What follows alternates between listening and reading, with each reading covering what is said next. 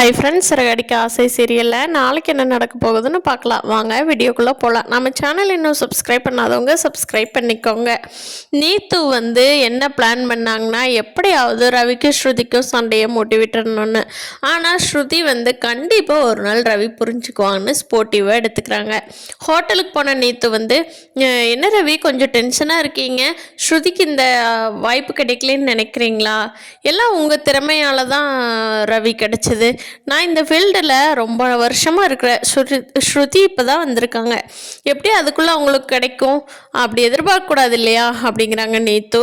அதுக்கு ரவி இருந்துட்டு, இல்லை நீங்கள் ரொம்ப வருஷமாக இருக்கீங்க, உங்களுக்கு அனுபவம் இருக்குது. ஆனால் ஸ்ருதி இப்போ தான் வந்திருக்கான், சீக்கிரமாக கற்றுக்கிட்டா அவளும் நல்லா வருவான், எனக்கு அவன் மேலே நம்பிக்கை இருக்குது அப்படின்னு சொல்லி ரவி சொல்கிறாங்க.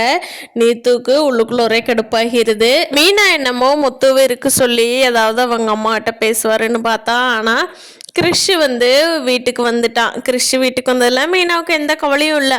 ஆனால் ரோஹிணி பற்றி இப்படியே ரோஹிணி போய் சொல்லியே ஏமாத்திட்டு இருக்காங்களே.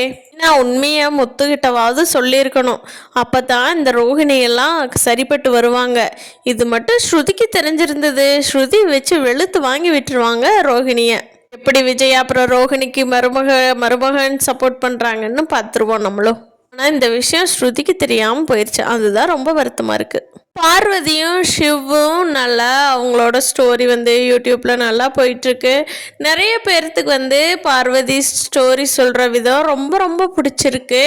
எல்லாத்துக்கும் ரொம்ப ஆறுதலாக மன நிறைவாக இருக்குதுன்னு சொல்கிறத பார்த்துட்டு விஜயாவுக்கு பொறுக்க முடியல. விஜயனால் இங்கே பாருங்கள் ஷிவ், இனிமேல் இங்கே தனியாக இருக்கிற லேடிஸ் வீட்டுக்கெல்லாம் நீங்கள் இவ்வளோ நேரம் ஸ்பெண்ட் பண்ணிகிட்டு இருக்காதீங்க, பார்க்குறவங்க என்ன நினைப்பாங்க, என்னையும் பார்வதியும் எல்லாம் தப்பாக நினைப்பாங்க அப்படின்னு சொல்லி விஜயா சொல்கிறாங்க. அதுக்கு பார்வதி, இங்கே பாரு விஜயா, இது என்னோட வீடு, என்னை பற்றி யார் தப்பாக நினைப்பாங்க, நான் எப்படி இருக்கேங்கிறத நீ சொல்ல வேண்டியதில்லை விஜயா.